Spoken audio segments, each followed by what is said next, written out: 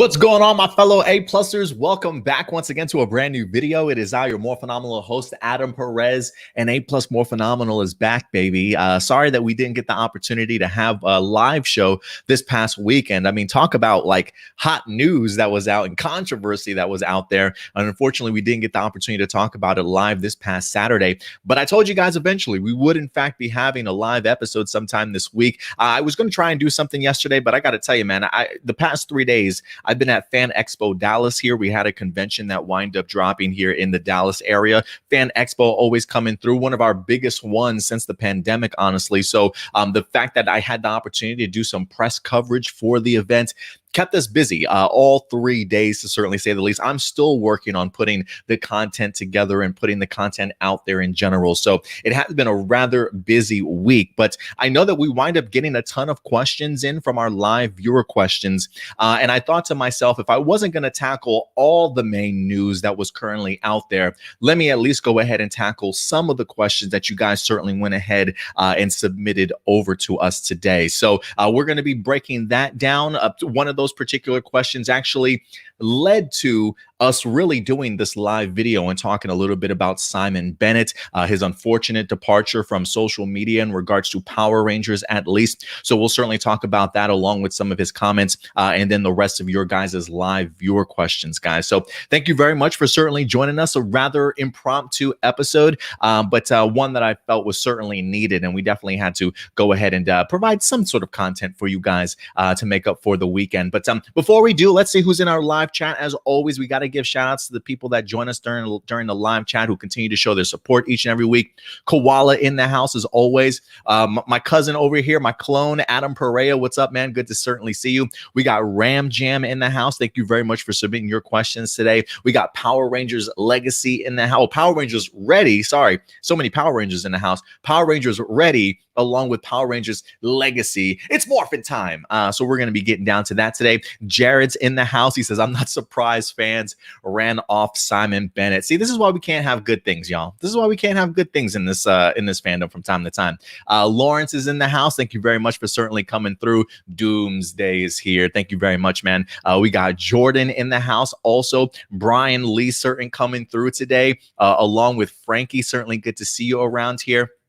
And then, of course, we got HWB. What's up, HWB? That sounds like an R&B group. I love it. He says, hello, Adam. What do you think did we gonna know about possible Toei split in February, a New York toy fair? And I am here, so it's nice to join the discussion. Well, thank you very much for certainly coming through. I don't know when we'll hear anything about a potential Toei split.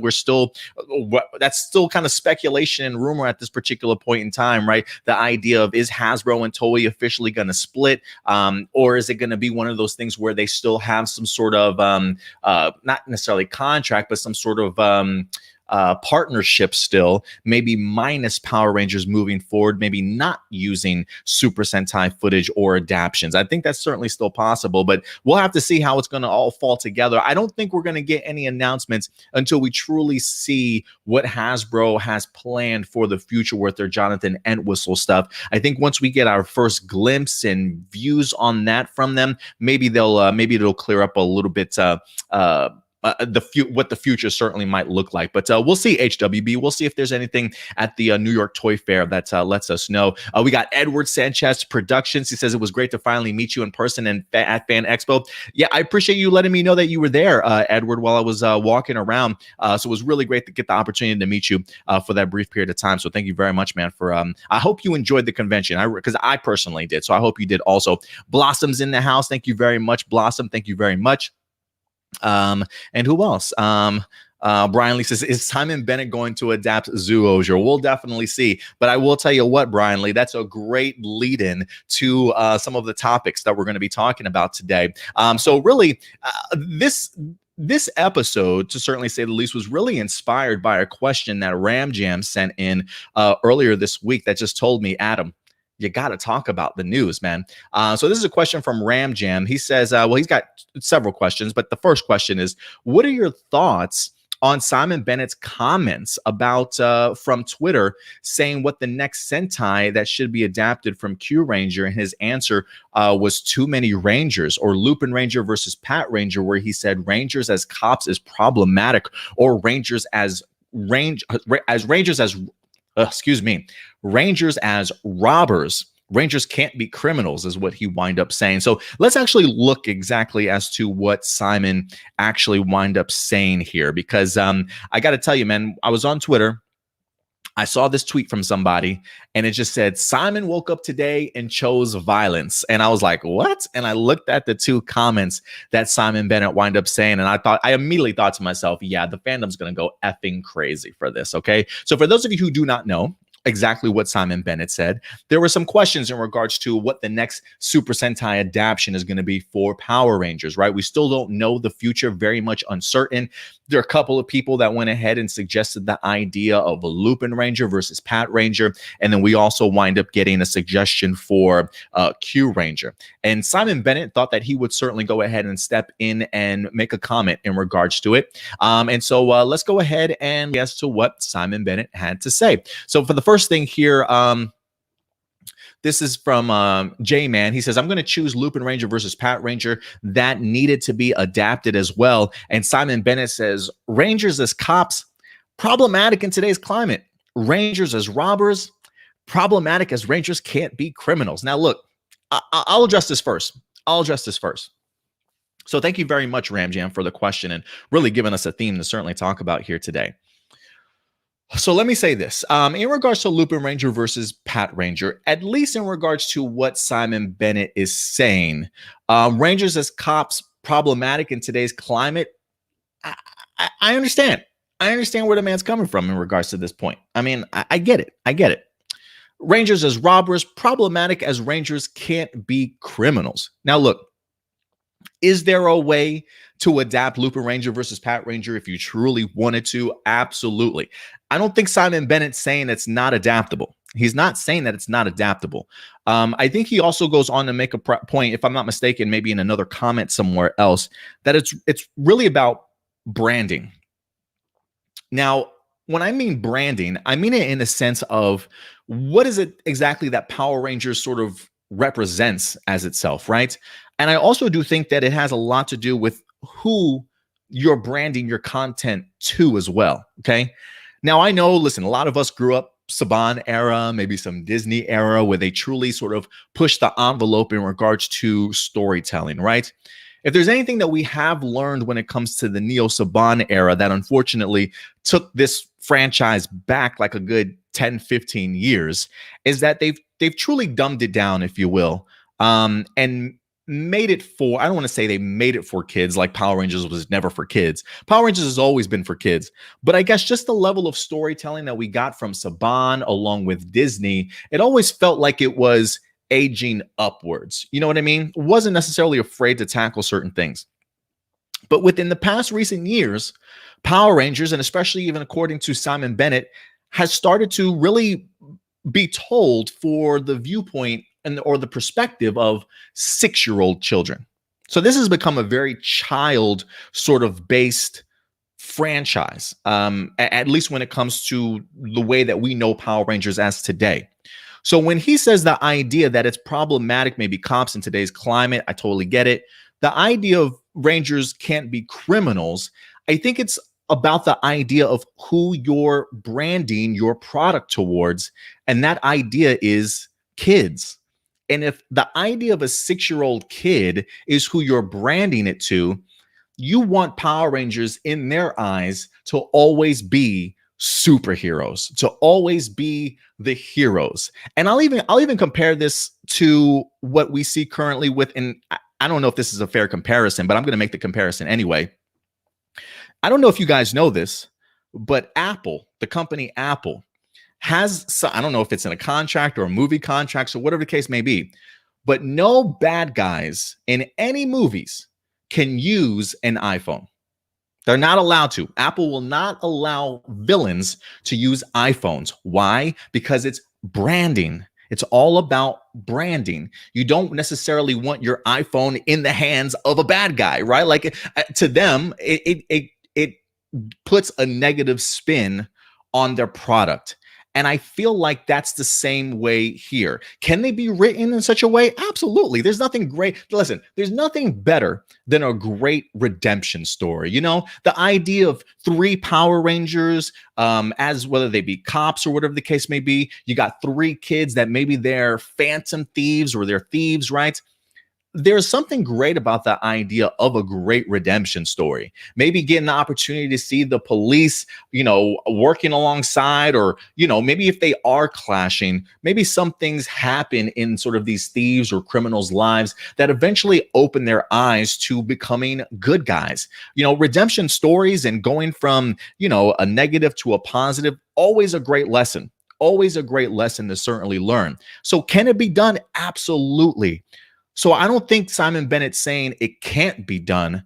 I just think he's implying the fact that when it comes to Hasbro and their owning of the brand, you do not necessarily want to put your Power Rangers or your brand in a negative light.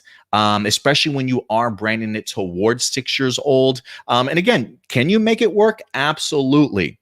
But I do think, especially in regards to Lupine Ranger versus Pat Ranger, this is more a branding thing instead of not being capable of making it happen, right? And so I think that's the route that what exactly he's trying to certainly say here. Now, listen, maybe it's something that Jonathan Entwistle wants to tackle at some point in time. Who knows? I definitely don't think Jonathan Entwistle's version of Power Rangers is going to be adapting anything. I think that stuff is just going to be very much all original. But I do think a storyline like that could probably work really well for like a Jonathan Entwistle sort of thing, where you kind of take like these 3 kids from maybe the other side of the track, right, that are living really terrible lives. Maybe they, you know, maybe one person's mom is like a crack addict or a fiend or something, right? And this kid needs to steal stuff to kind of help him and his family kind of get by, sort of thing, right? Like you can really get into some very deep situations here for these particular criminals or thieves and eventually turn them into good guys if you wanted to. But I think it all has to do with branding, guys. Branding. Apple doesn't want villains using their iPhone, which is a factual thing.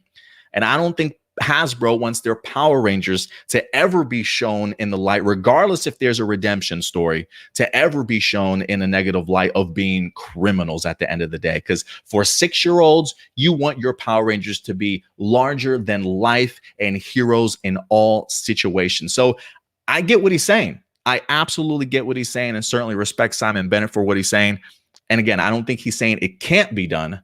I'm just saying, I think if anything, they're choosing it not to be done just because of the climate and just the age range that they're certainly trying to brand their product to. So, so that's the first thing, right? People pissed off. I get it. Second one, Simon Bennett talks about a little bit here. From Power Rangers Hype, retweet if Q Rangers should be adapted to Power Rangers. Should have been instead of Dino Fury is what Chad says. Adapt Q Ranger for the 2021-2022 season and hold Dino Fury off to the 30th anniversary. And then Simon Bennett says, too many Rangers in Q Ranger. Too many Rangers in Q Ranger. And then all of a sudden, Chad responds back, I'm going to say it again. Disrespectful as fuck if you ask me.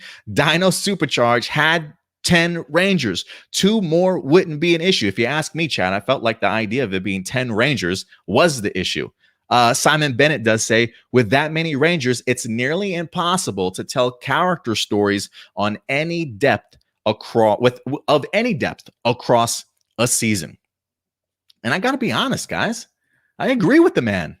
I agree with the man. Listen, Dino Charge was great. Season 1, great season. It's why people recognize Dino Charge as one of the better seasons that Neil Saban era has ever came out with. But if you ask me, the downfall to season 2 of Dino Supercharge was the fact that we had way too many characters. Way too many characters, okay? I mean, guys, think about this for a second, okay?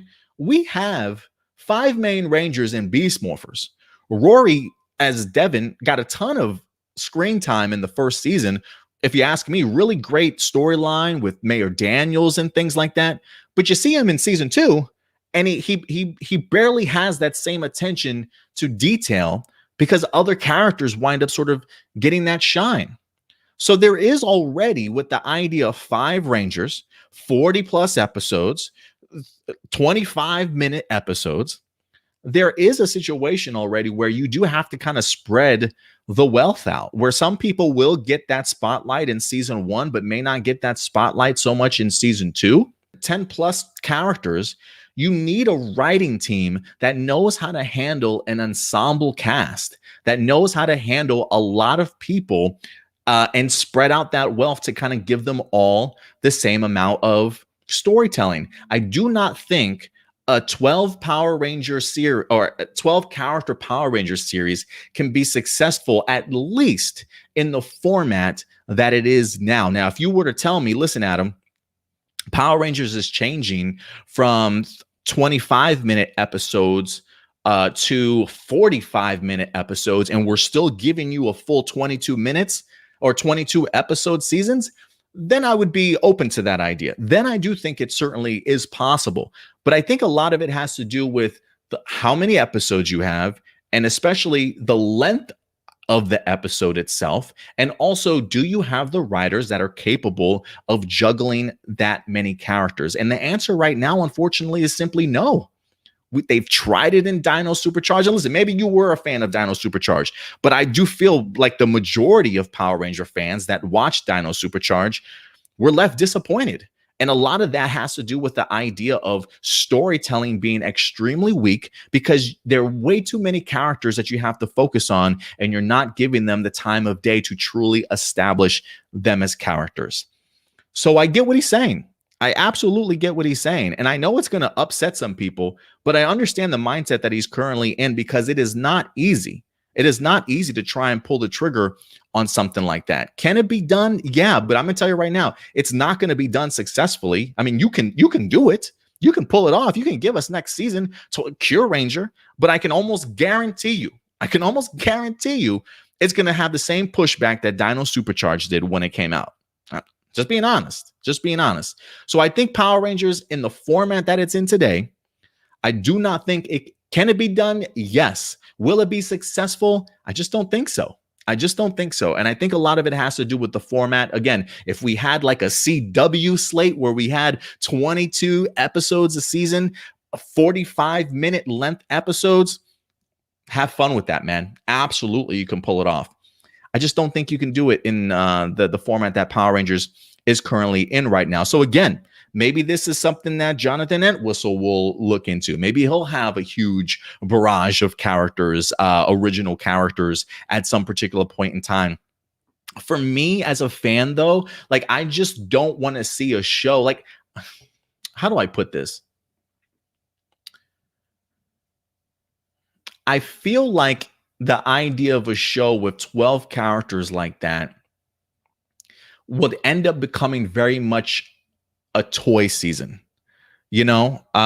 putting characters out there just so that you can make money back, coming a ton of suits sort of thing just so you can make money. And I just unfortunately think that the story aspect of it would unfortunately just fall by the wayside. And if you want this to turn into a Zenkaiju situation where everything is copy and paste, very surface level, but we got our 12 Rangers and these cool costumes and Zords, then what's the point, guys? Like, what's the point? And I just don't see it. I just don't see it happening. I don't think this has anything to do with toy sales. I think if anything, it has a lot to do with just how much depth can you actually get for 12 characters. So yeah, Dino Supercharged did it. They had 10 characters, but was it successful? It wasn't. And that's just unfortunate. So yeah, so his 2 comments this week, guys, really left Power Ranger fans pretty pissed off. I think if anything, granted, I don't necessarily know if Simon Bennett knows the full direction of where Power Rangers is going, but I almost kind of think that if this is Simon Bennett's perspective and point of view on it, I do wonder if he has talked to people behind the scenes in regards to Hasbro. Maybe they've asked him before, like, hey, if you had the opportunity to go ahead and adapt any of these particular seasons, which one would you want to pick? And maybe Simon Bennett passed on Lupine Ranger and Pat Ranger for for that reason, or maybe Hasbro didn't even have that as an option, or because of the fact that they thought it was going to be problematic. Maybe Q Ranger was an option for Simon Bennett, and he passed on that too because of the fact that his mindset in regards to it just would not allow for the great character depth that we're getting in, say, something like a Dino Fury, even glimpses of in Beast Morphers also. And maybe that's why they wind up picking Dino Fury. I don't know. That's just me speculating in regards to that. For all I know, it could have been Hasbro's choice in regards to go to Dino Fury because they wanted to do dinosaurs for themselves. So this kind of makes me feel like and again, that's a big if Power Rangers continues with the adaptation game, I almost feel like those two are kind of off the table right now in regards to that. I would almost think that maybe the next one up would possibly be maybe Reimagine, maybe Zoologer, maybe Zenkaiju might be the three. But I think even that's sort of stretching it. And so because of those comments, unfortunately, here's another one. Let me go ahead and pull up this other comment because, because people did get upset. And of course, instead of just sitting back and respecting what the man said, some people had to unfortunately push the envelope a little bit more, right? Prove that they're smarter or more intelligent than Simon Bennett himself. So let me go ahead and pull up this other post here.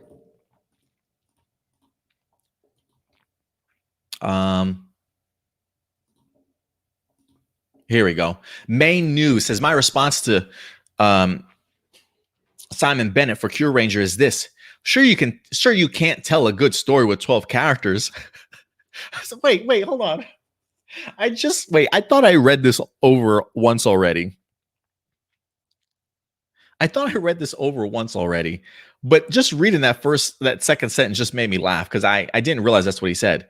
My response to Simon Bennett for Q Ranger is this.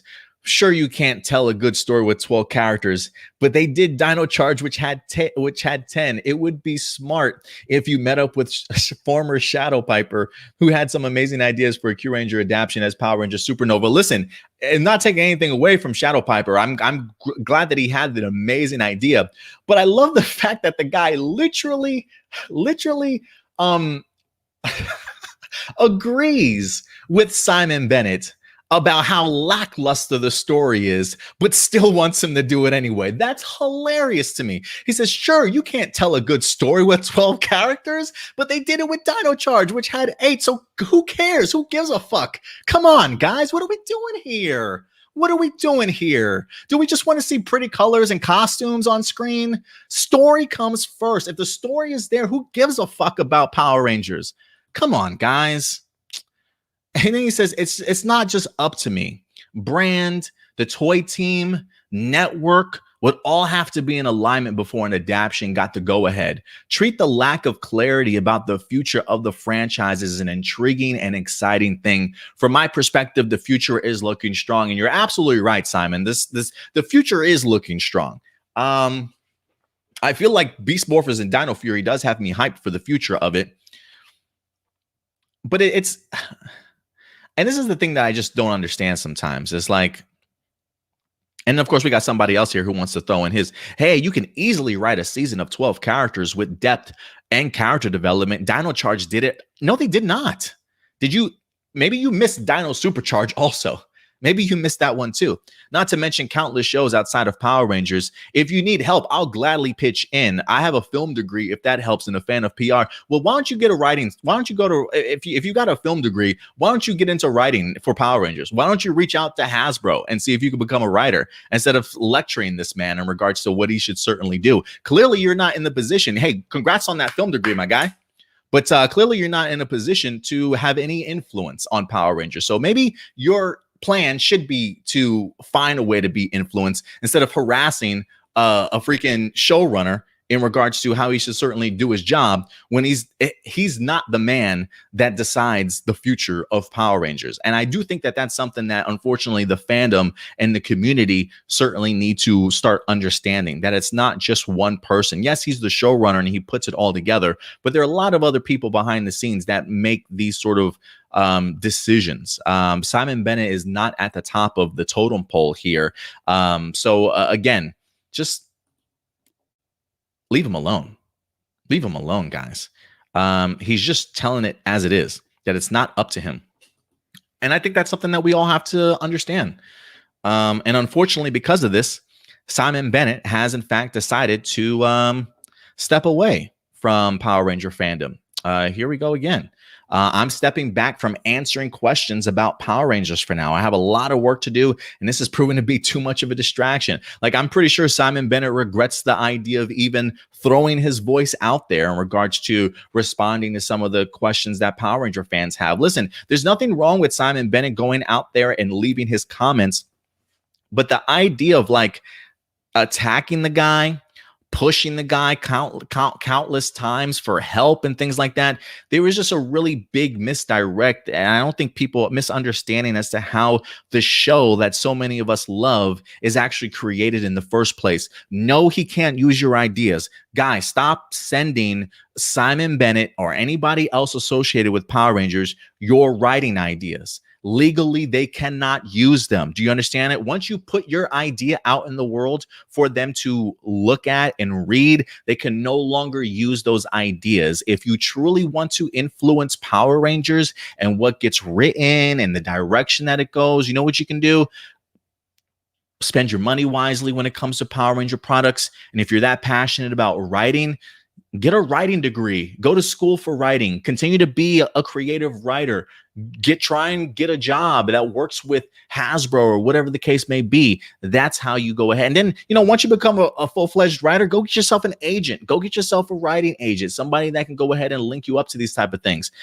But the idea of reaching out to somebody who can't use your ideas, doesn't make the decisions, it's only going to do things like this where it forces Simon Bennett, who has been amazing to the Power Ranger fandom. That's one of the things that we complimented him on why I think he should certainly return to Power Rangers after Dino Fury, regardless if they adapt Super Sentai or they do original concepts. It's the fact that this guy has brought fans a ton of joy in regards to how respectful he is when it comes to his interactions with the community. The fact that he even responds back to you, people should be kissing this man's ass for even responding back to him, and show him a little bit more respect instead of the countless pushback. I get that fact that people are upset and people want what they want, but that's not the way to go about it. You know, bitching and complaining and moaning to people that don't have that can't make those decisions is not the way to go about doing it, unfortunately. And so Simon Bennett, I don't know when's the next time we're going to see him on social media. It was fantastic. I absolutely loved our little Simon Says segments every week. But yeah, it looks like he's taken a step back from the fandom for a little bit. And I honestly can't blame the dude. I honestly can't blame the dude. But I will say this, you know, listen to Simon Bennett. If you are listening out there, man, thank you for the time that you have provided to us fans. Thank you for, you know, responding to some of our reviews, some of our own comments here at APlus Morphinominal, correcting us when we certainly needed to be corrected, right?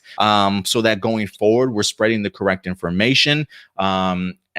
All out of respect, man. So thank you very much for the time that you've certainly given us, Simon Bennett. And I hope you definitely return. And maybe I'll try and reach out to him also and see if I can get some sort of interview with him. But, you know, the future is uncertain for a lot of us. If there is anything that I've certainly understand and see that worries the community, it is the idea of what the future for Power Rangers is going to hold. But I do think he makes a good point in the sense that, you know, the lack of transparency that we have right now, for me at least, gets me excited because I know eventually they are going to reveal it.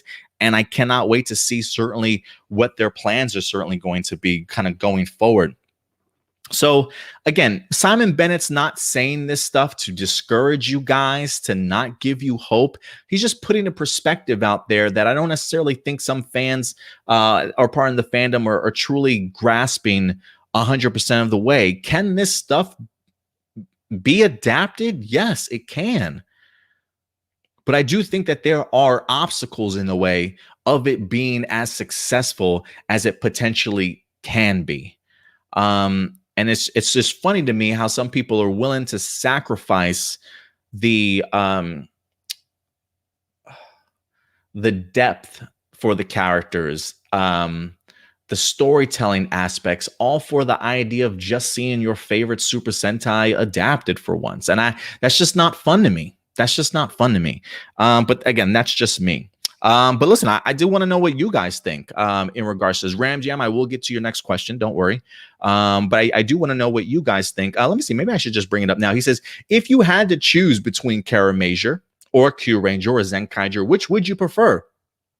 If it was Zenkaiju, how would you do it? Helmets would have to be changed, especially Zenkaiju. I think he would have to be a hybrid between MMPR, Red Zeo 5, or he can be a mix between MMPR, Red, and Gold Ranger Zeo. The rest of the team can be android mechas who can morph into their respective Zords.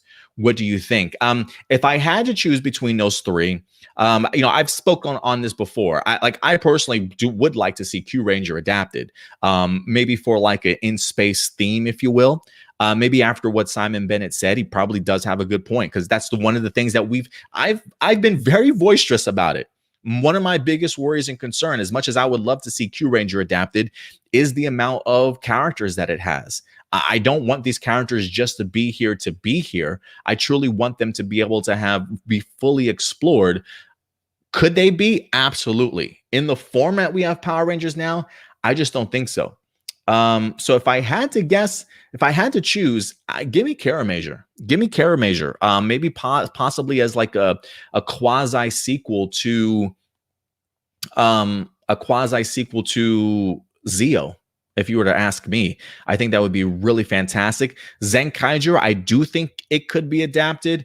The issue with Zenkaiju, and again, this is something that I've said before, financially, it would probably have to have a huge budget just based off of costume designs and redesigning things and things like that. And I just don't know how much Hasbro is willing to spend to do that. So if I had to guess, again, we don't even know if we're doing Super Sentai adaptations after Dino Fury, but if we are, Reimagine is at my top right now. Reimagine is at my top right now. So thank you for those questions, Ram Jam. Let me see what some of you guys are saying. Look, not everybody's got to agree with me, and I'm not here for you to necessarily agree with me. But I would be interested to know what you guys think, because I know some of you are very passionate about Q Ranger. Lupin Pat fans out there too. I totally get it.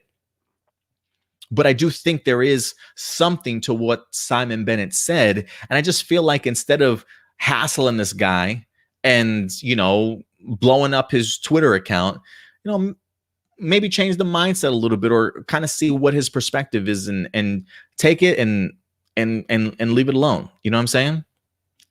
But let's see what you guys say. Let's see what some of you guys are saying, and we'll go from there. Datilla, what's up, Datilla? Appreciate you coming through.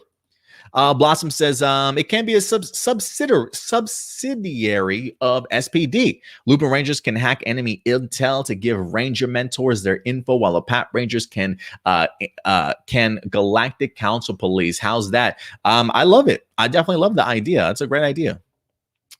Let's see here. Is Simon Bennett aware that at all that you don't have to adapt every element from Sentai? Like Real Soldier was a fully night themed season, as well as Dinosaurs. I'm sure he's fully aware of it. I mean, the guy's adapting Dino Fury, so I'm pretty sure he's fully aware of it. I mean, you even pointed out, but Dino Fury didn't fully adapt the night theme, so he's fully aware of it. He's fully aware of it.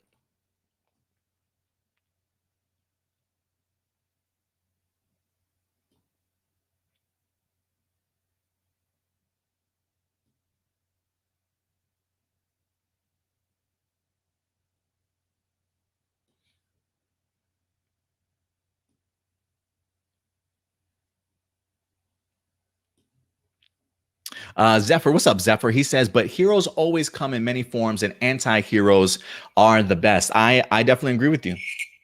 Well, not all anti-heroes. I'm not a fan of Venom. Shoot me if you want to. I'm not a fan of Venom as a anti-hero.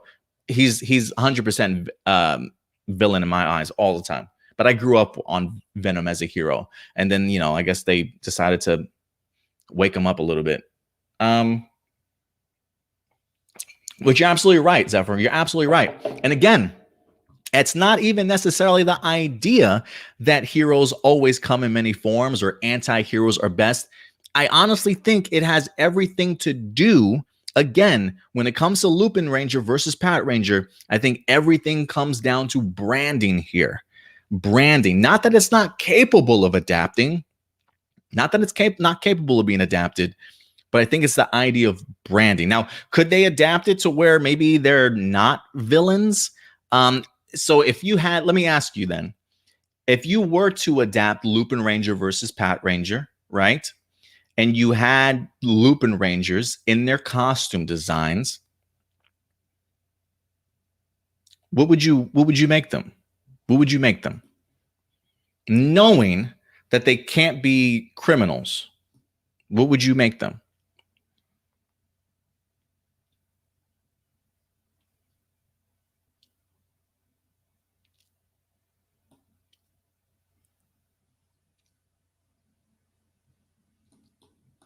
Power Rangers Legacy says Power Rangers is definitely for kids, but doesn't mean you use that as an excuse to make it stupid. That's what Neil Saban did, make a quality show without talking down to the viewers. Yeah, but that's not what Simon Bennett's saying, though.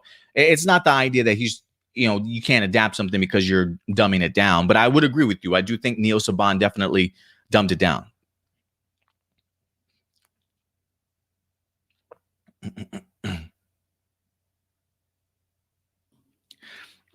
Jordan, you're absolutely right. But you know what? We're unfortunately not in the early 2000s anymore. You know what I'm saying? Times have changed, people. We're not in the early 2000s anymore. There's a reason why police officers, there are people out there that don't want to be police officers anymore because of the negative stigma that it's immediately kind of given to people. You know what I mean? People don't trust the cops these days. Maybe they did early 2000s. That's fantastic and all, but we're not in that time period anymore, Jordan. So unfortunately, I just don't think I get what he's saying in today's climate. And again, that's why he clarified his terms.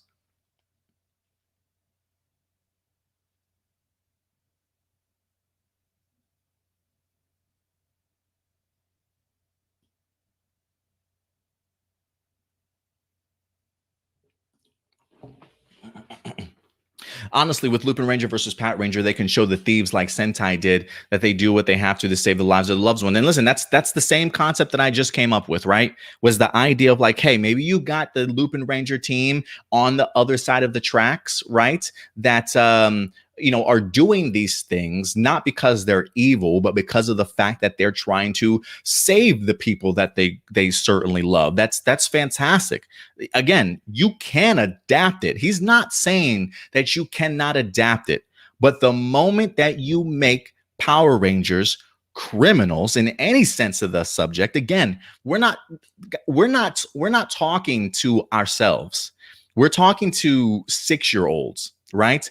And the idea is that I really do feel like the idea and concept and the struggle here is the branding of it. You can adapt it however you want to, but the moment that you make sort of Power Rangers criminals, I think I can see Hasbro, regardless of what their intentions are, like the criminals' intentions. Oh, they're just thieves because they're trying to help. I get it. I 100% get it.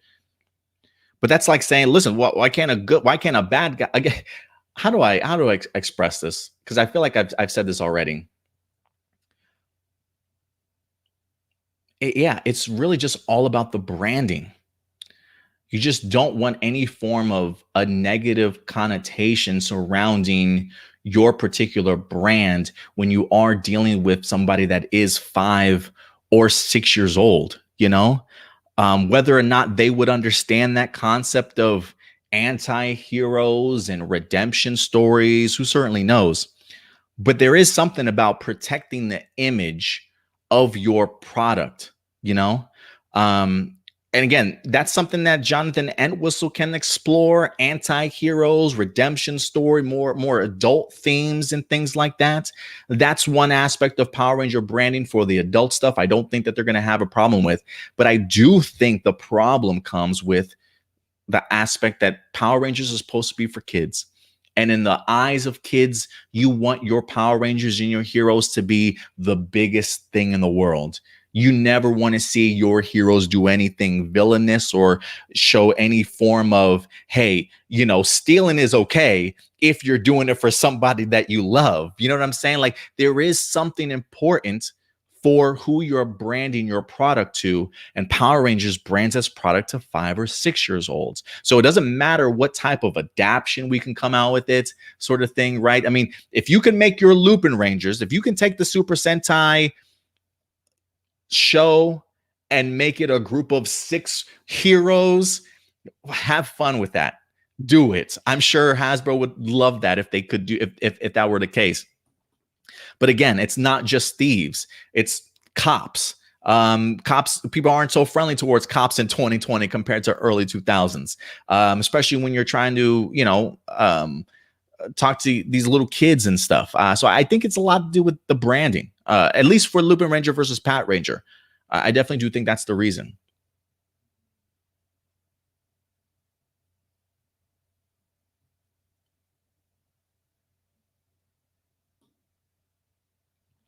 Jared, what's Jared? He says, hey, and Simon is right. Too many, not enough to write character arcs.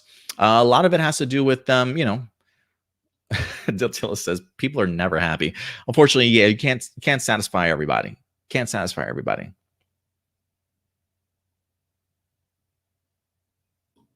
Power Rangers already says Becca and Alwyn did work on Dino Supercharge.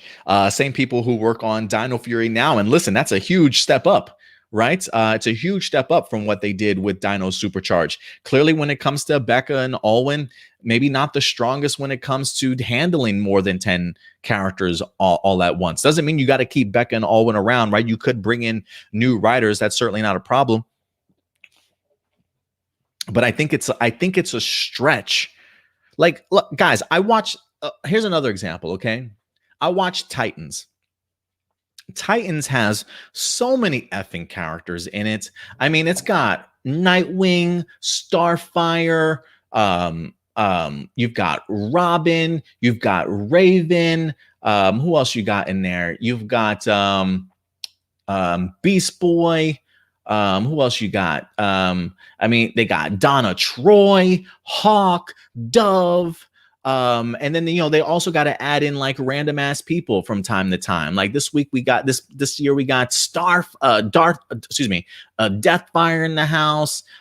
We're supposed to be getting Roy Harper in the house this time around.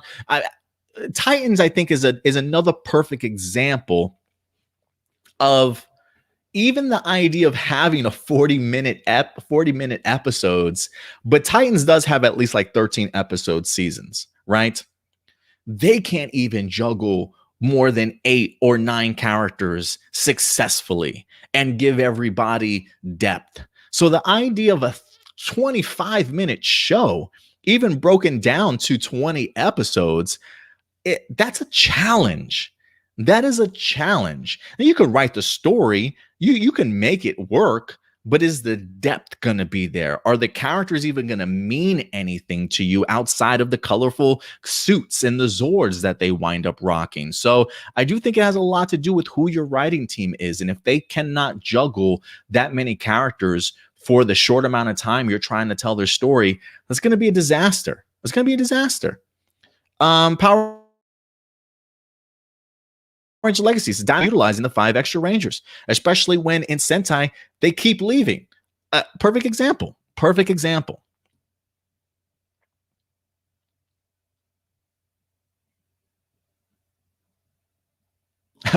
Adam says, just me, but the Q Ranger suits look dumb as F. I actually don't mind them. I actually really like them, but I do get what you're saying.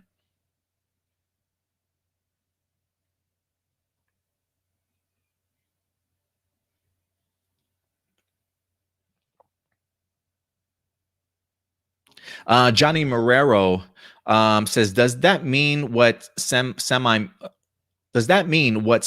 meant when he said the future is bright? Does this mean he's still involved in the kid-oriented show? I don't know if that's necessarily what it means, or if he's just maybe he has an idea of what Jonathan Entwistle and Hasbro's trying to create. Or maybe he just knows the idea that, the lack of clarity that we're getting, maybe he's heard some whispers, you know what I'm saying? But nothing's been confirmed maybe to either him. So I don't know. I don't know. Blossom, don't lecture the professionals. Absolutely. Absolutely.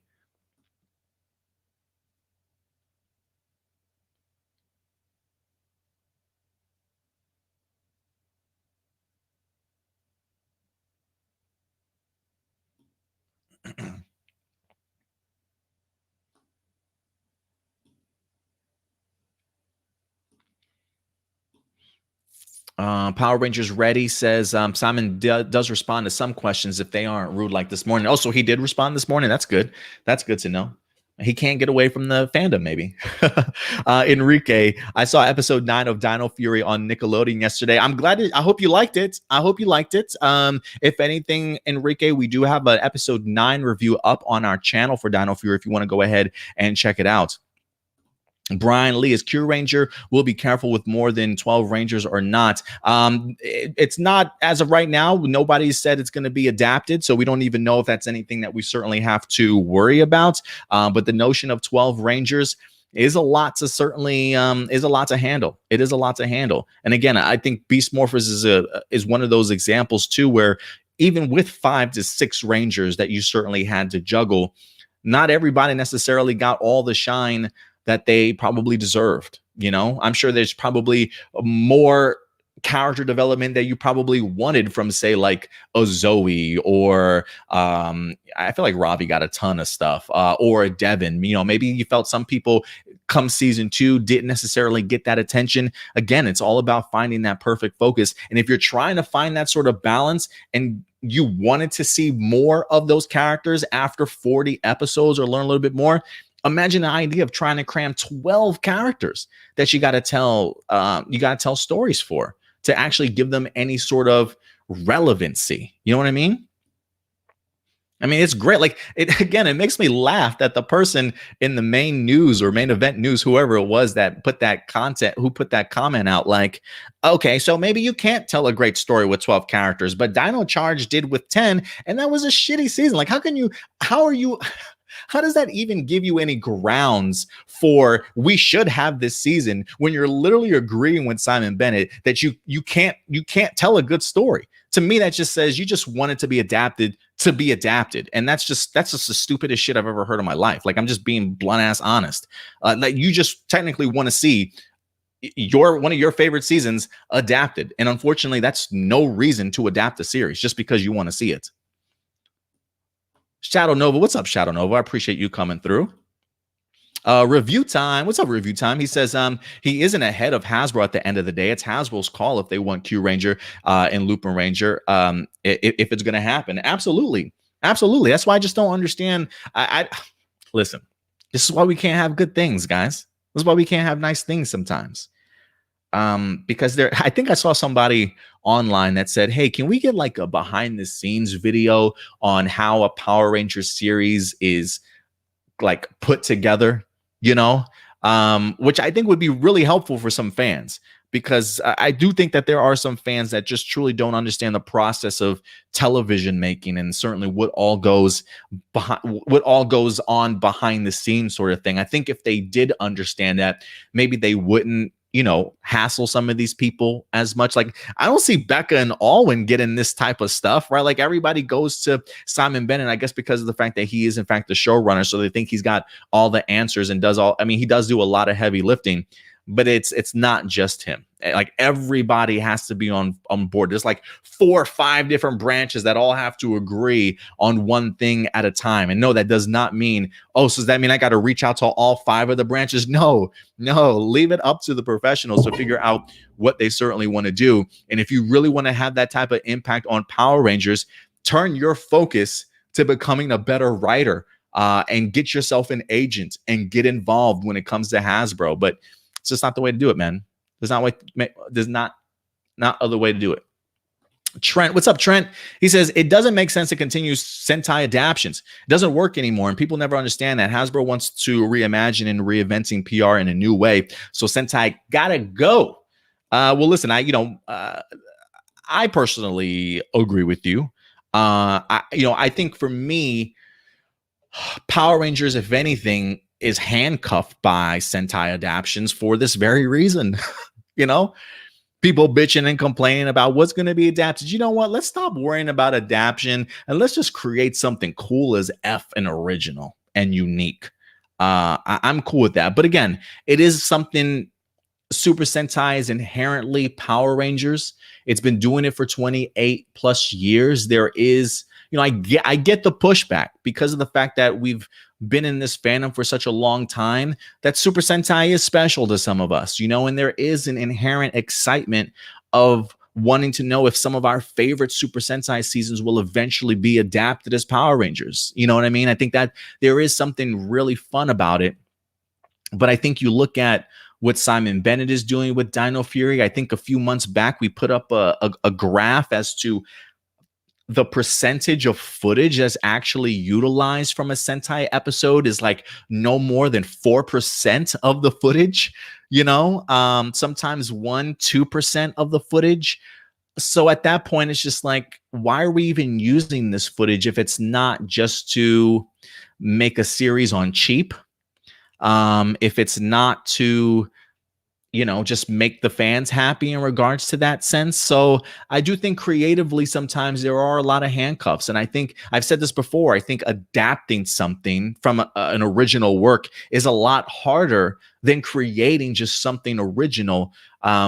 Because, you try and do your best to have to write the story so that it fits the footage that you certainly want to use, right? So I personally don't think we need Sentai adaptations anymore. So I would be okay if they decided not to, but not everybody feels that way, unfortunately, Trent. But I get what you're saying, man. I get what you're saying. Like for it to reach its fullest potential, I definitely do think that that's certainly the case. Shadow Nova, going back to the what would you change them to? He says magicians, like street performers or something. Not too bad. Not too bad.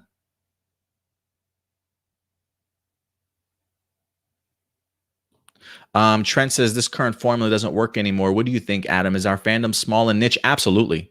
Absolutely small and niche. But I do think maybe what Jonathan Entwistle is trying to do is bring that fandom back into more mainstream. You know what I mean? More mainstream.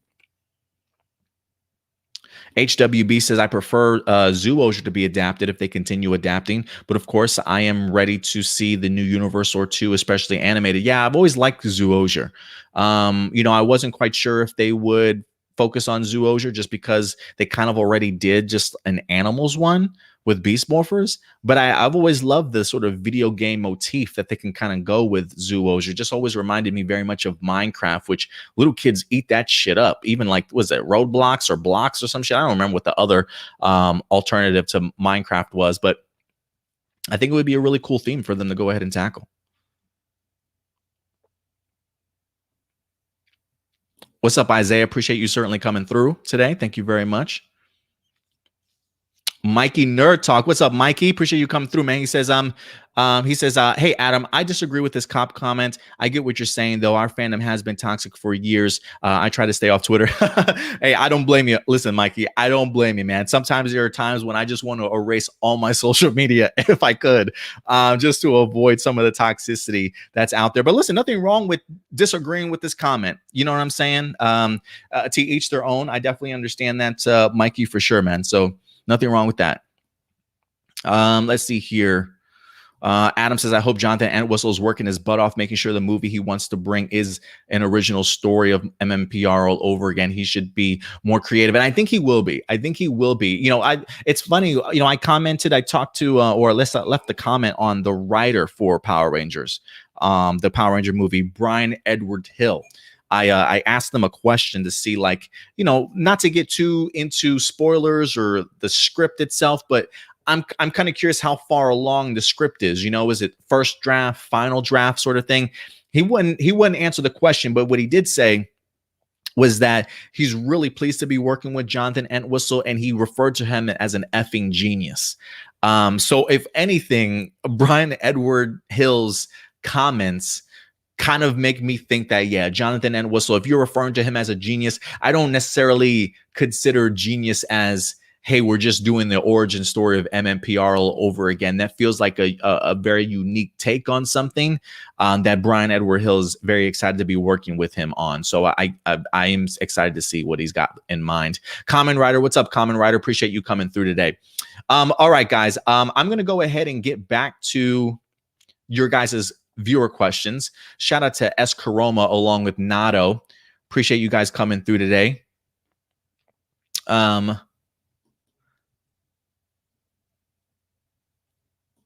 Datilla, you might have to hit me up on Twitter about this.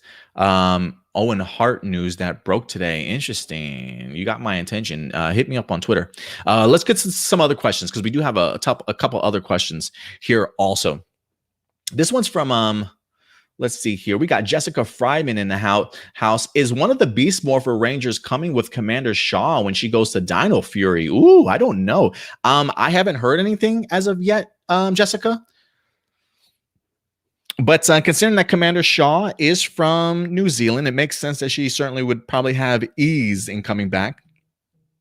Any other Dino Fury characters? Not that I'm aware of. I believe AJ or Power Rangers Ready said something about like Jacqueline Soslowski was off of IG for a while or something like that, thinking maybe she filmed some stuff in New Zealand. I have no idea, though. It would be great to see back, but if not, COVID, unfortunately.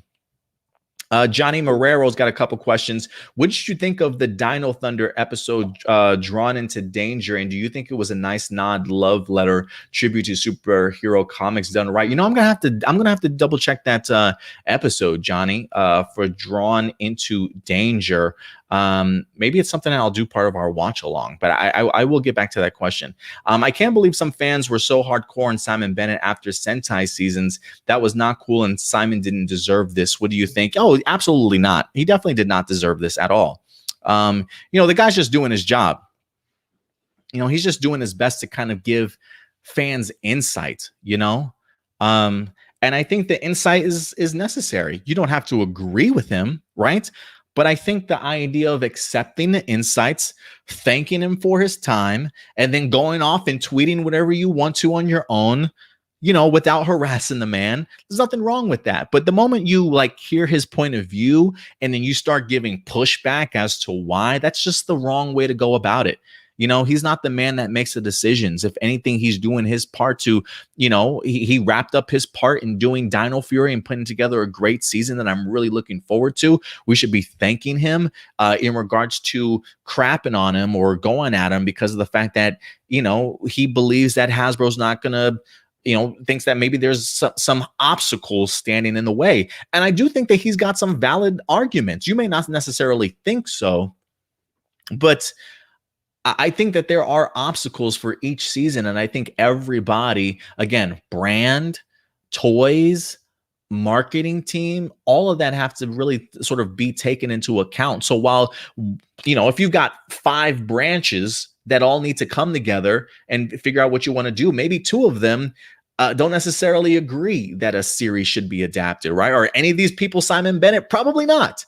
But it's just one of those things where there are a lot of moving pieces. It's not just one person. And I think the sooner the fandom understands that, take what he says, don't respond back, or at least, hey, thank you for your comment. And, bringing some awareness to the situation. And if you don't agree, make a completely separate tweet, not tagging him in it, but voicing your own opinions and thoughts on things like that. Nothing wrong with it.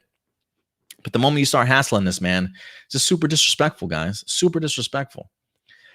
With season 2 of Dino Fury to air on Netflix next year, what do you think the air dates will be? For me, I think the first batch in February and the second batch in June. What do you think? I'm close. I'm close to that. Something tells me March and then maybe July. Let me see. Or August still. Or maybe early August. Let's see. So we got March, April, May, June, July, August. So that's 5 months: August, September, October, November, December, January, February. Oh, that's 7-8 months for the new season to arrive. I would be okay with that. Give me a March and a June or July release date for part 2 of the first season. I would be cool with that.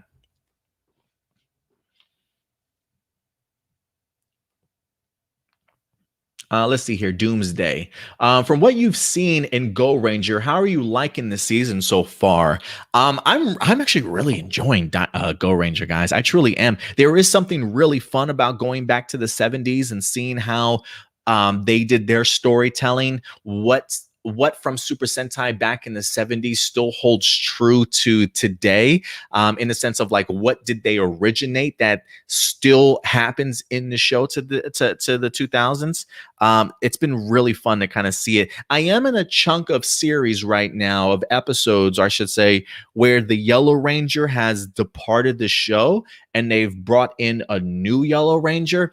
And I got to tell you, it's really changed the dynamic of the series so far that I don't want to say I'm not that big of a fan of, but it's missing something. And I just broke into the 60s. So I think like the 50 to 60s become a little bit more rough, because I feel like the humor, the camaraderie between the team has definitely changed so far. But otherwise, I'm actually enjoying it for what it is. You know, I'm trying to always put my mindset back into that time period and not judge it off of what I'm watching today, but more or less just back then. What do you think it is with Go Ranger and all the riddles? Bro, I have no idea. There's like a fucking riddle an episode. I don't know what it, but listen, you know, I will say this.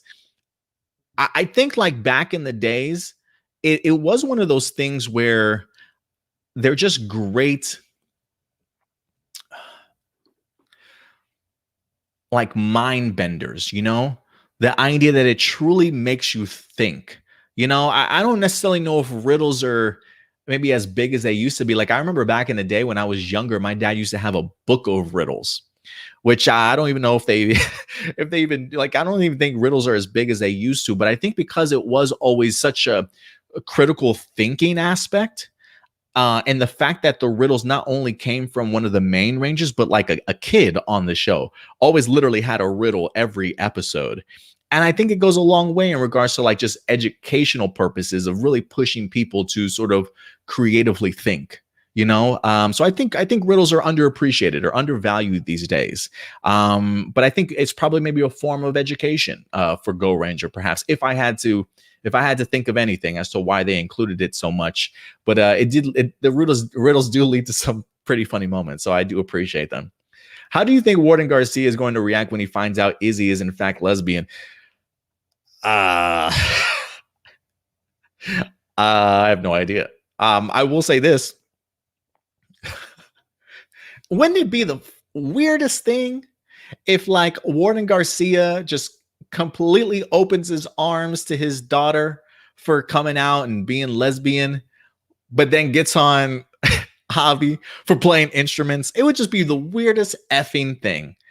So I don't know. A part of me is kind of thinking maybe there's going to be some pushback from even her father. I don't even know. I don't even know. I really don't even know. I haven't watched the episode, so I don't even know if the episode sort of brings it up, whether or not Warden Garcia is even made aware of it as the season progresses. Maybe we are leading up to sort of a very big moment in Power Rangers where it is all about acceptance. Like maybe we're going to get ourselves a heavy episode of Izzy and Javi and Warden Garcia, right? Maybe the idea of like something happens with Javi, he gets scolded again by his dad. Maybe we learn the truth about what Warden Garcia, like what the issue he has with Javi's going to be. And then who knows, maybe we have Izzy that steps up and asks a question like, Dad, why do you treat Javi this way? Like, why do you push him to that point? Or like, why do you have that animosity towards your son? You know, when you treat me completely different, like, Dad, did you know that I'm lesbian or I'm gay? And I would like to see, like, if she puts him on the spot of, are you going to treat me any differently now, sort of thing? And maybe this will be a really big life lesson for something like a Warden Garcia to really put things in perspective for himself, right? Like, I've been treating my daughter one significant way compared to how I treat my son. I learned something new about my daughter that maybe I don't necessarily agree with, but I need to accept her because I love her.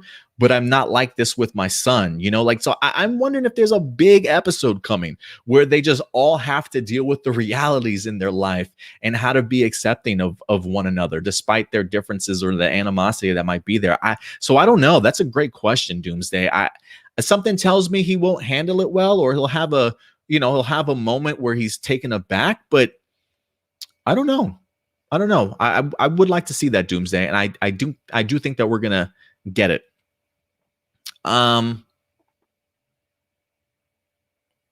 Let's see here. Kimchi, what's up, Kimchi? Appreciate you coming through today, man. Hey, Adam, what is the special announcement you mentioned a week ago? Are we gonna do this now? I guess I probably should.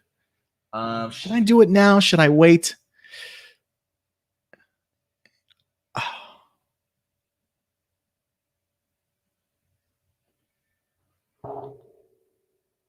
I'm trying to remember. I didn't forget the announcement. I'm trying to remember where I put the props for the announcement. Let me think on that, Kimchi. I will tell you the announcement. I'm just trying. Give me a second. Let me just try and figure things out. Jessica Fryman's other question: would you like to see a team up with Dino Fury in the next Ranger team? That would be pretty cool to kind of see a new Ranger team kind of pop up. That would be pretty cool. That feels very Super Sentai to me. I don't know if they're gonna do that though. I think it would be cool. I don't know if they would do it though. AJ's got a couple questions. With Power Ranger fandom getting really ridiculous and bothering Simon Bennett with what Sentai seasons not to adapt and not adapt, do you think if Power Ranger TV series continues after Dino Fury, we'll end up getting Cure Ranger so the annoying people will be pleased, or different Sentai will be adapted instead? Well, I can tell you this with 100% certainty, okay? If we do get Cure Ranger, it's not because they're trying to please a small toxic fan base. I think if they do it, it's because they want to, or they've come up with an idea that certainly works for them, you know? So yeah, no, I don't think it'll be anything to do with, oh, we did it to please you guys. I think if they do it, it's because they've got a very good reason to do it. What other questions do you hope Dino Fury answers for us as the series goes further, even during season 2? Definitely the Amelia stuff.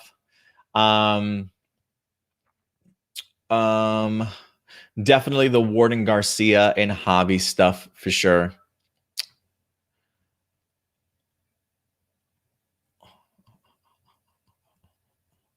The fate of Rafcon, is it completely gone, or is there more out there? Trying to think of some other things too.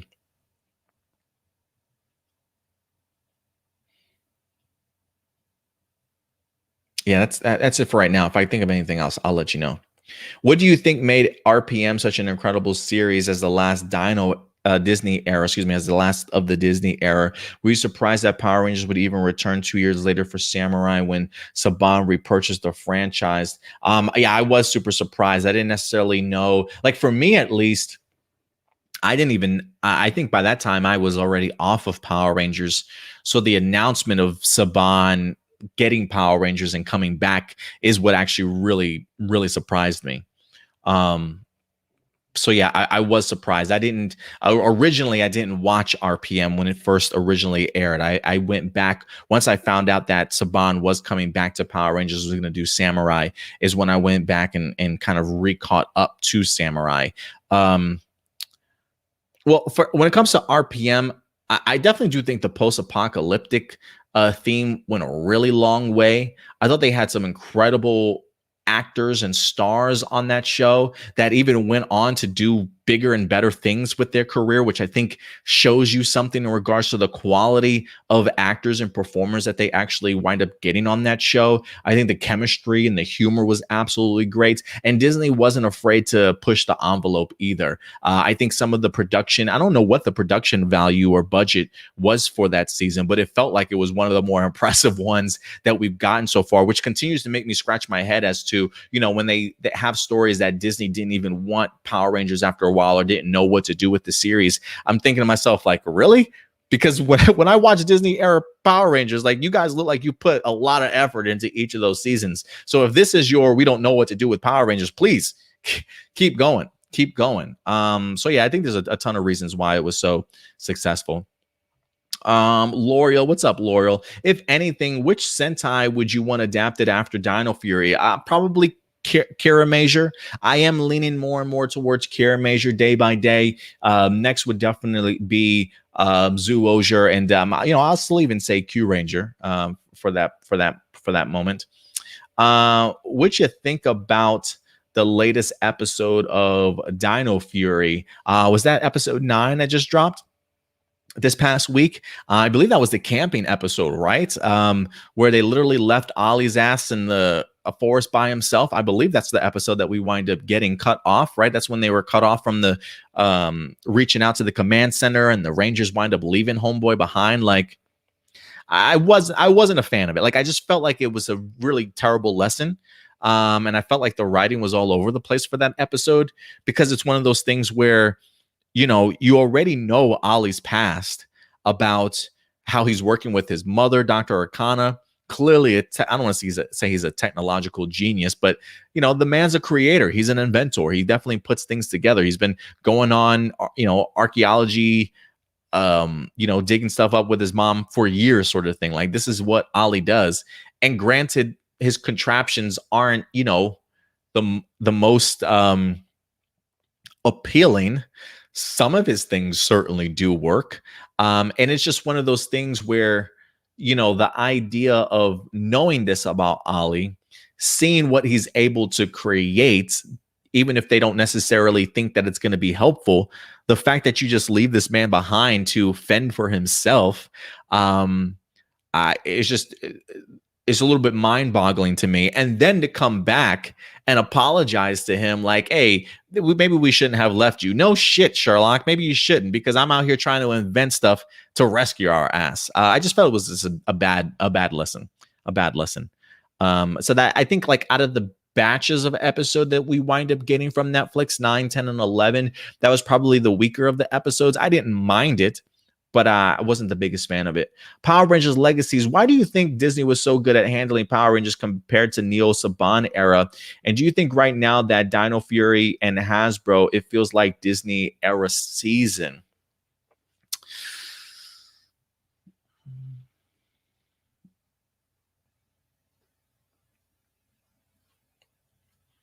I think Disney cared more about the characters, if anything. I think Saban was more focused on doing things cheaply. How can I get the most with the least amount of effort? And I felt like it was the other way around for Disney. I think they understood the importance of characters, storyline, originality, bringing in some great stunt coordinators to really heighten just the fighting aspect of the show. And I think when Saban came in back, he just thought to himself, how can I make this for cheap and keep money in my pocket? And I think that's definitely the big difference between those two, for sure. I don't know if I feel like Dino Fury and Hasbro feels like Disney era right now. It feels still unique in its own sense that this feels more of a Hasbro era. Like, I look at Beast Morphers. Like, Beast Morphers for me is like half Neo Saban, half Hasbro. I feel like season 2 is more Hasbro. Season 1 is more Neo Saban, but with maybe slightly better storytelling for season 1. So it almost feels rather more Hasbro era to me as of right now. With Izzy being our first LGBTQ Power Ranger, would you like if the girl Fern finds out later that Izzy is a Power Ranger. That would allow the actress of Fern to be on the show more. And even if Izzy's struggling with being a Power Ranger and being in a relationship, similar to Chase and his girlfriend Kaylee in Dino Supercharge, I actually would not mind that. I would be interested to see how a significant other of a Power Ranger reacts to learning that they're a Power Ranger. I feel like Fern will probably be on this show a little bit more. Like I don't believe this will be the last time that we see, confirmation or see the concept of her being an LGBTQ Power Ranger on screen. I would not be surprised if we see her and her girlfriend or the person that she's seen more than once in this series. It would not surprise me.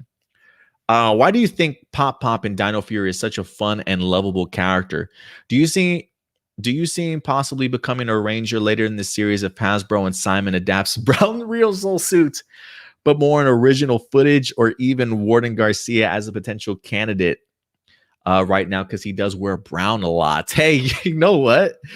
Legacy, that's two great suggestions, man. Two great suggestions. Can you imagine Pop Pop being Real Soul Brown?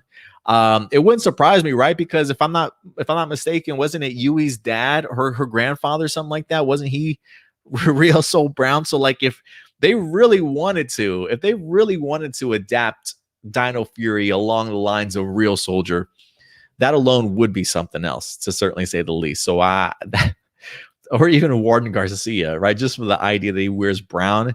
You know what, Legacy? I'm not going to say that's out of the realm of possibility, man. Do I think it's going to happen? No, but it's not out of the realm of possibility. I'm just going to say that right now.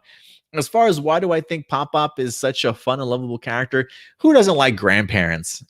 Grandparents are the best, especially when you've got that sort of infectious personality as like Pop Pop, because he's just so lovable, They definitely just make him relatable, I feel like, to all of our grandparents. Like our grandparents always, only thing that, well, I can't say everybody's grandparents, but most grandparents just want to spoil you and protect you and keep you safe, right? Make sure you're not in harm's way, sort of thing. So I think that's what makes him so fun and lovable. He just has a great personality, I think, that just pops on the screen. Pop Pop definitely steals the shots that he's in. Like any scene that Pop Pop is in, you're paying attention just because of the fact that maybe his I want to say it's his over performance, like his overacting performance. I feel like maybe the first time that I saw Pop Pop, maybe he was a little bit too exaggerated for me. But the second appearance, he definitely kind of felt like he reeled it back in a little bit. But he's just fun and lovable, man. It's hard not to love him. But yeah, I think he just has a great presence about himself on screen. Smash Beast Bot. What's up, Smash? He says, when did you get to talk to Brian? Also, what else did you guys talk about? No, we didn't really have a sit-down conversation or anything. Like literally, he posted something on his Twitter about, I think it was like a show or something like that that he worked on. You know what it was? He was commenting to somebody about Titans. And I think I had just rewatched an episode from season 1 or season 2 that Brian had wrote. It was the Bruce Wayne episode, I believe, of Titans season 2, where Ian Glenn appears as Bruce Wayne, but it's pretty much in the mindset of Dick Grayson. Like he just pops up in Dick Grayson's mind throughout that episode, being like that social commentator in the background that he hears that nobody else sees.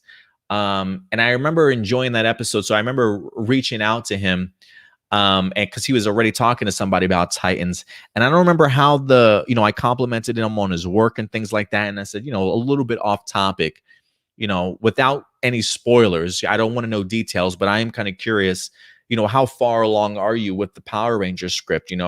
First draft, second, final, just curious.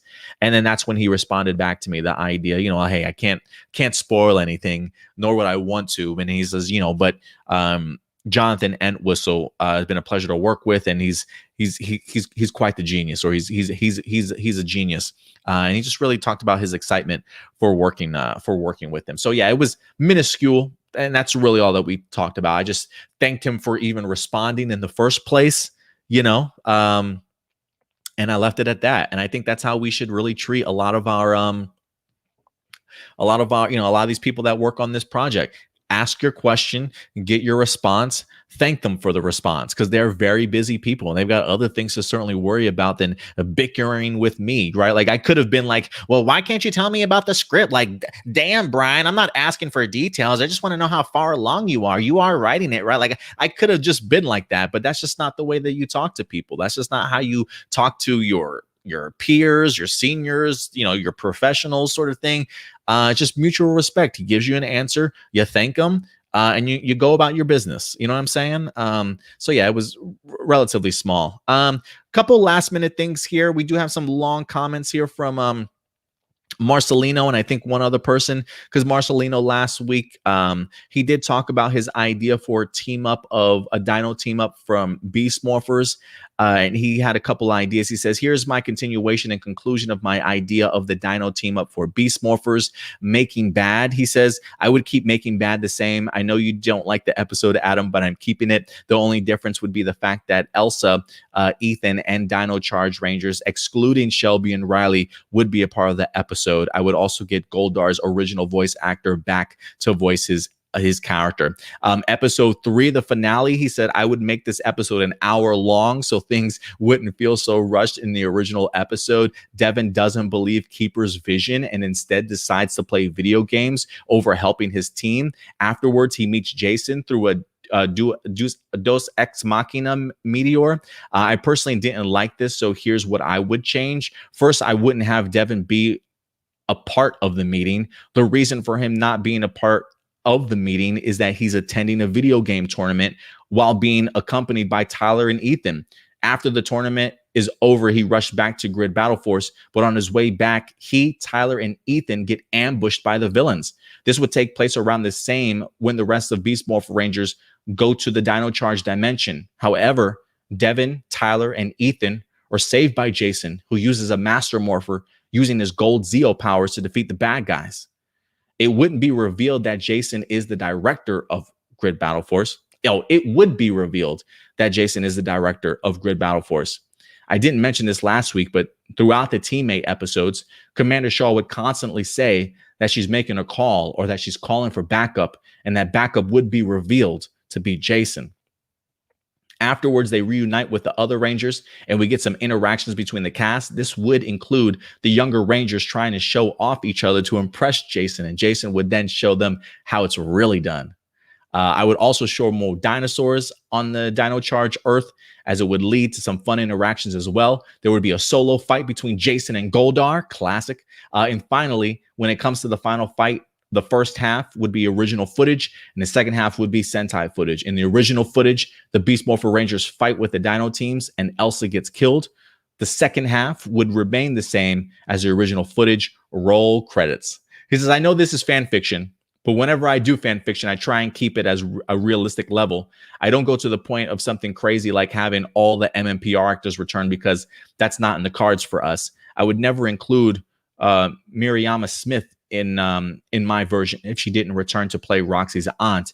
Seeing all the hard work Simon Bennett and Hasbro put into Dino Fury while COVID is still active makes me believe this could have happened in real life. Because if Simon Bennett is able to accomplish anything in Dino Fury during COVID, imagine what he could have done if COVID never happened. I definitely agree with you there, for sure. I think Simon Bennett would have definitely pulled would not have pulled any punches whatsoever. So thank you for filling us back in, Marcelino, and wrapping that up for us, man. I do love your finale and some of your takes. I wish we got hour-long episodes, if only, man, if only. But thank you very much for that, Marcelino.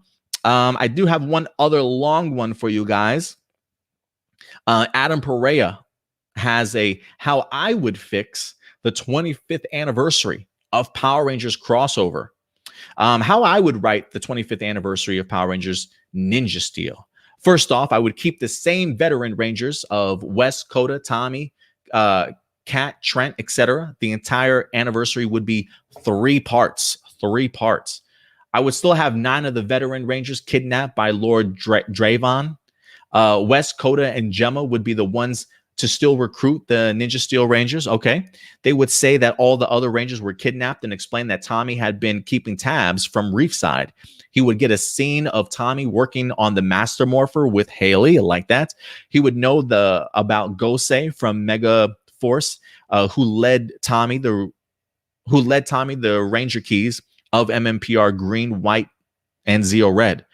He would also made another Master Morpher for TJ to use his turbo and in space Power Rangers powers. That's pretty cool.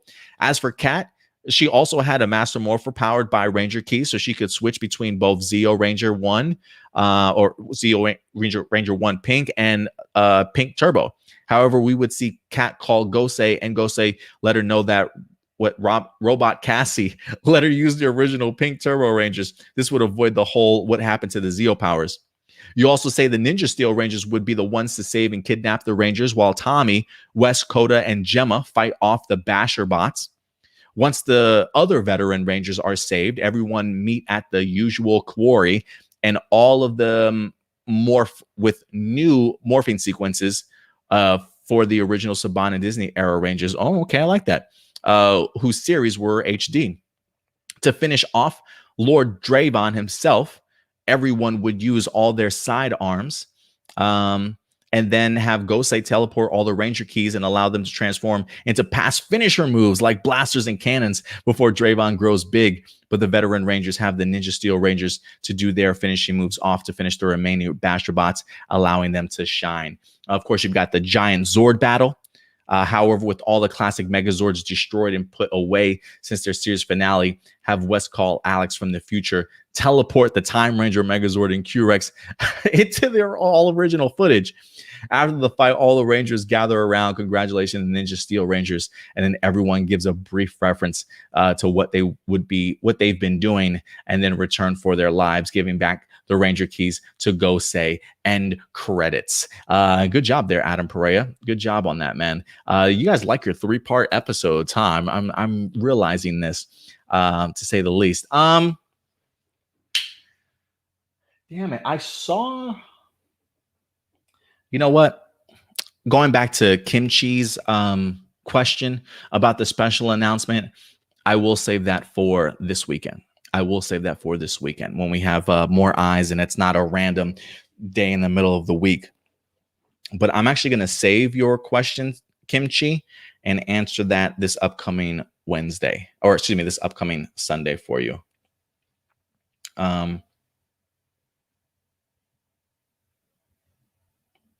And then one last question here from Smash Beast. You'll all find out in about a month, maybe less. Martian Ranger tweeted that 2 days ago, and Hasbro Pulse. Oh, yes, you did send me something, didn't you? Let me pull this up. I don't know what this was about. Maybe you guys can clarify some things for me. Was this sent to me? Let me see.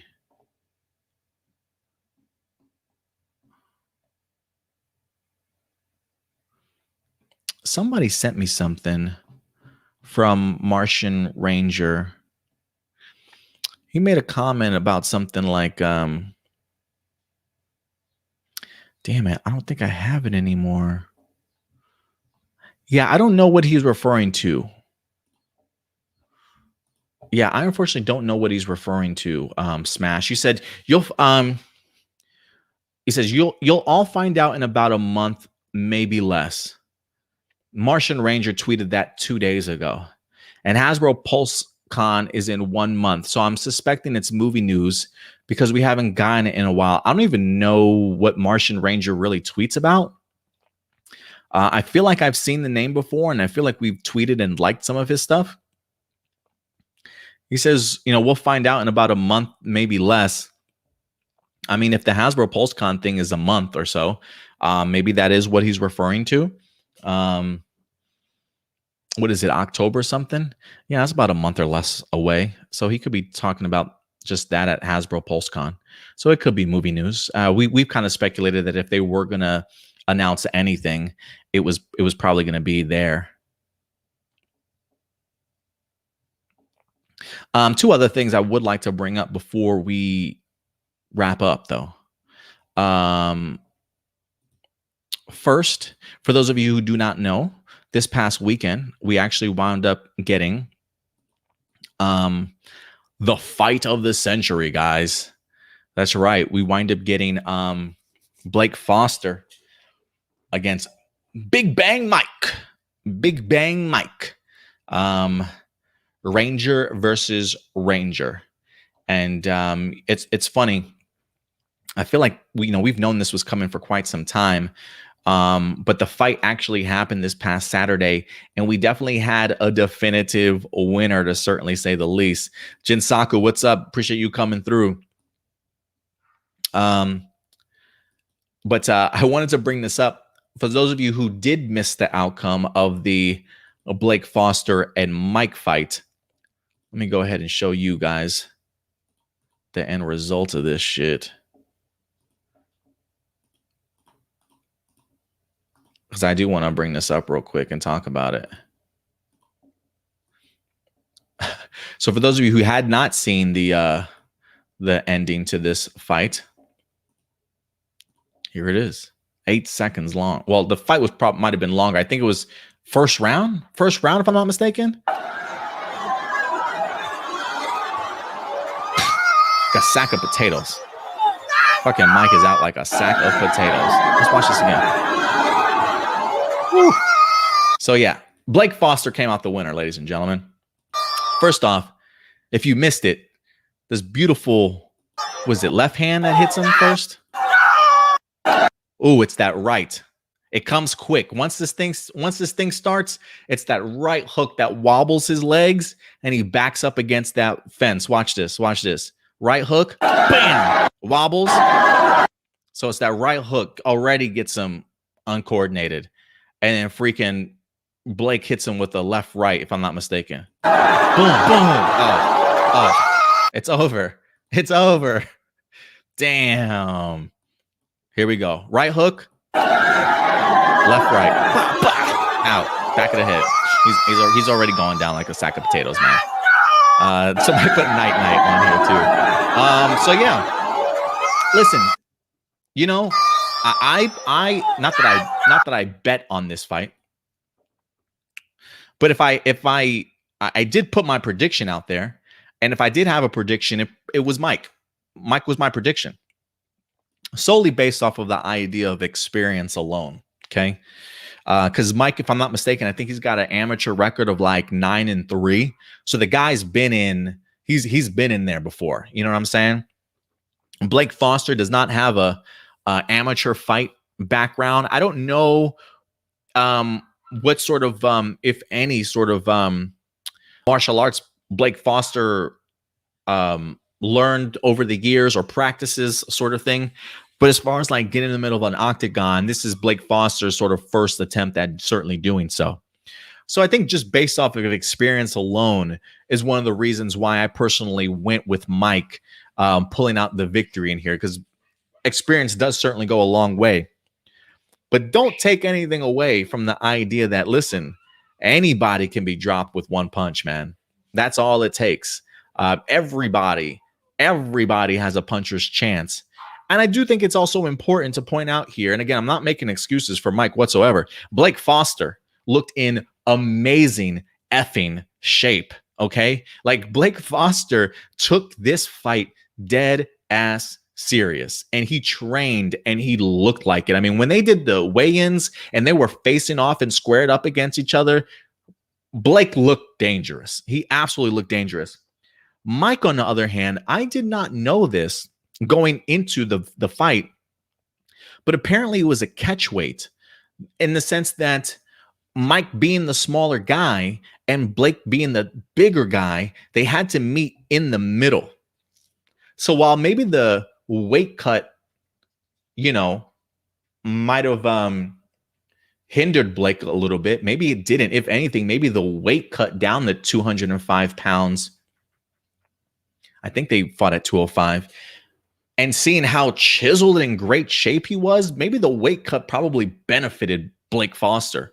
Whereas if you ask me, when you look at Mike, and again, I've never watched any of Mike's amateur fights, so I don't know how he certainly looks when he comes in at like I thought he said like 157 pounds is what he originally weighed in at. If anything, I got to think maybe Mike had to put on weight, and I do wonder if that had anything to do with hindering him also, because he just did not look in the best of shape. So I wondered if the weight gain hurt him, and I wonder if maybe he didn't take it as seriously as he should have, because he thought Blake Foster not having this experience in the ring, maybe he thought his experience would win out. Who certainly knows? I haven't, outside of this one video, I have not kept up with who's saying who, how's the other person training. I'm just basing it off of what I saw from the weigh-ins and from this knockout. And Blake Foster looked nasty. But listen, respect to both men for getting in the squared circle like that, or the octagon, I should say. You know, I'd rather them do this than badger each other over on Twitter and say hateful and shitty things to each other, or, you know, pull out guns and try and kill each other sort of thing. If you got a beef with somebody, square up. And I appreciate the fact that they were man enough to certainly do so, put it all out on the line, you know, whether or not you get knocked out, submitted, and let there be a winner. So props to Blake for the win, for taking it seriously, coming in looking great, and props to Mike again for even putting himself out there in the first place, and for both of them for even making this happen in the first place. So mad respect to the both of them for doing that, and I do not want to walk down a dark alley and meet up with Blake Foster anytime soon. But yeah, guys, yeah, it was great. Adam Perea says the beef was that Adam, that Mike wasn't a real Power Ranger because he never really morphed and he played a younger version of Rocky. That's what I heard. But some people were pushing back against that, saying, well, the producers and everything gave him a jacket and a helmet and things like that and said he's a Ranger sort of thing. Can I be honest with you? Can I be honest with you? He's not a Ranger. He's not a Ranger. That's just me, guys. That's just me. Listen, you can give this man whatever he wants to. You can tell him whatever he wants to make him feel better about himself. I just never looked at him as a Ranger. But that's just me. Jinsaku says, I knew Foster was taking the win. Mike is just too small. Yeah, I guess I just never knew how small he was. Like, I had no idea how much actual weight gain he had to even make it a catch weight. Like, looking back on it now, like if I had known all the facts, I might have went a little bit differently. But seeing at the end of the day, listen, man, you know, props to him.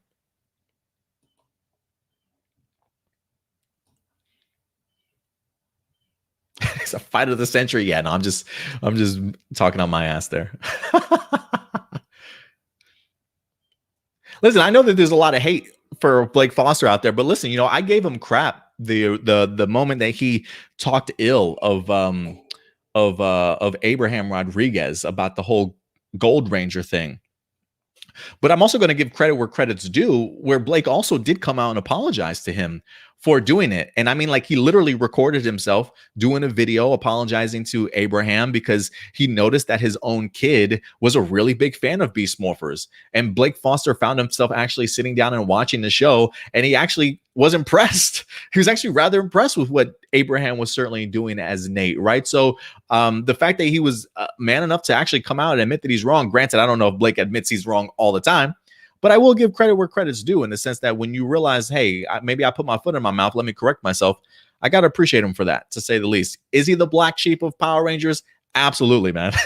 Absolutely. But I think it definitely does say something. I definitely think it does say something. So yeah.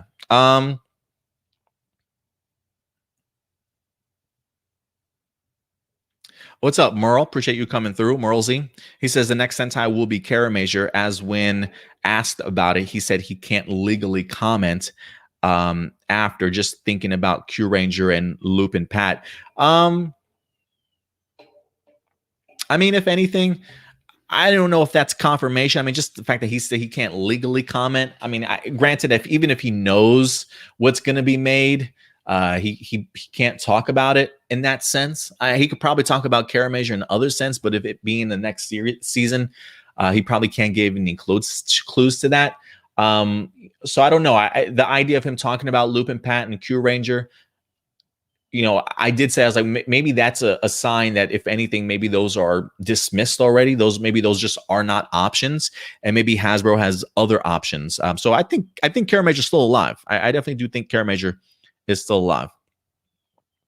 HWB, no, I am not a toy collector. I've seen some really great ones, but I'm not a toy collector, unfortunately.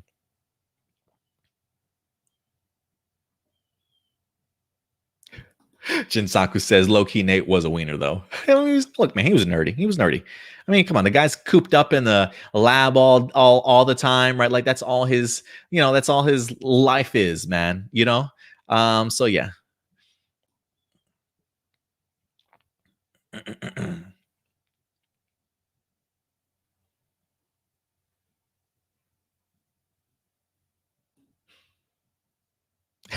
Justin was a wiener too. Yeah, I wasn't a fan of Justin. Justin, go jump off a bridge, man. I wasn't the biggest fan of his at all.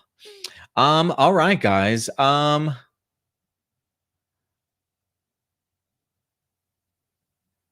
think that's about it. Yeah, I think that might wrap it up for us.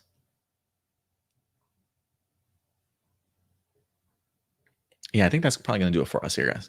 All right, man. Yeah, if anything, listen, there is some news and stuff that you know, on the tokusatsu side of things. There is some stuff on the tokusatsu side of things that, if anything, we'll probably tackle this upcoming weekend. So as of right now, I have no reason to not have a live episode this week. So we definitely will be. So you can definitely join us again, guys, if you'd like to, Saturday at 12 p.m. Central Time, every Saturday here for APlus Morphinominal. We'll go ahead and break down this week's hottest news. And then, of course, if you guys have any other live viewer questions, feel free to go ahead and submit them over at any particular point in time. But other than that, guys, I think that's going to do it for us. So yeah, listen, be kind to one another out there, guys. You know, when interacting with people on social media, again, remember, if you don't necessarily agree with them, no reason to be getting in an argument or pushback.